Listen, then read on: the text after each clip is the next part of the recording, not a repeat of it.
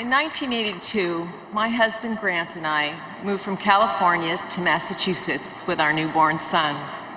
Being a church-going family, we looked for the nearest chapel and soon found ourselves in a congregation led by a clearly bright and capable man named Mitt Romney. I knew Mitt was special from the start. At the time, we didn't own a dryer, and the day he stopped by to welcome us, I was embarrassed to have laundry hanging all over the house. But Mitt wasn't fazed. In fact, as we spoke, without a word, he joined me and actually started helpfully plucking clothes from around the house and folding them. By the time Mitt left, not only did I feel welcome, my laundry was done. As Grant and I juggled school, jobs, church, and family, we grew to love the Romneys. They became role models and friends, and we were honored when Mitt and Ann regularly trusted us to stay with their 5 rambunctious but very loving sons when they traveled. It was when our daughter Kate was born 3.5 months early, however, that I fully came to appreciate what a great treasure of friendship we had in Mitt and Ann. Kate was so tiny and very sick. Her lungs not yet ready to breathe, her heart unstable, and after suffering a severe brain hemorrhage at 3 days old, she was teetering on the very edge of life.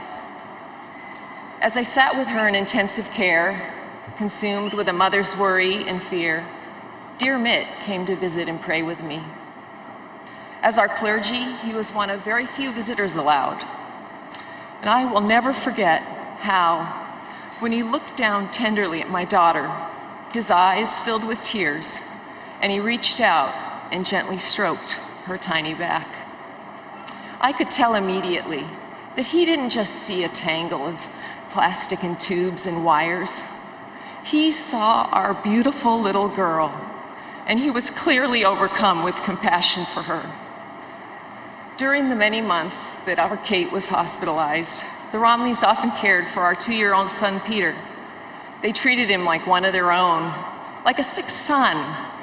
They gave him a nickname and even welcomed him to stay the night when needed.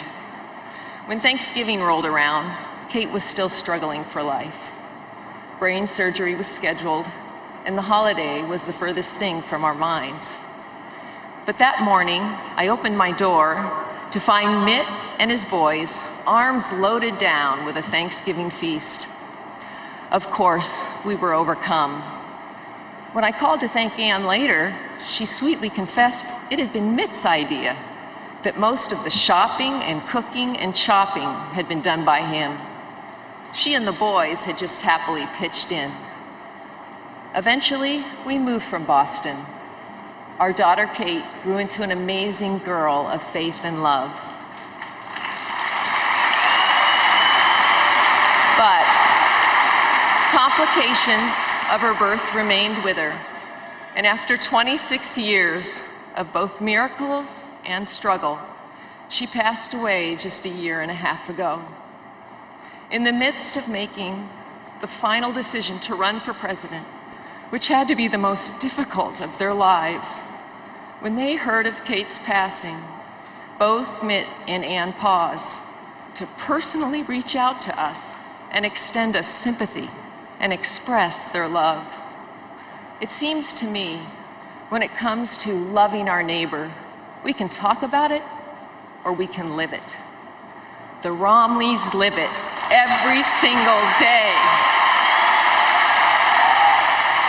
When the world looks at Mitt Romney, they may see him as the founder of a successful business, the leader of the Olympic Games, or a governor.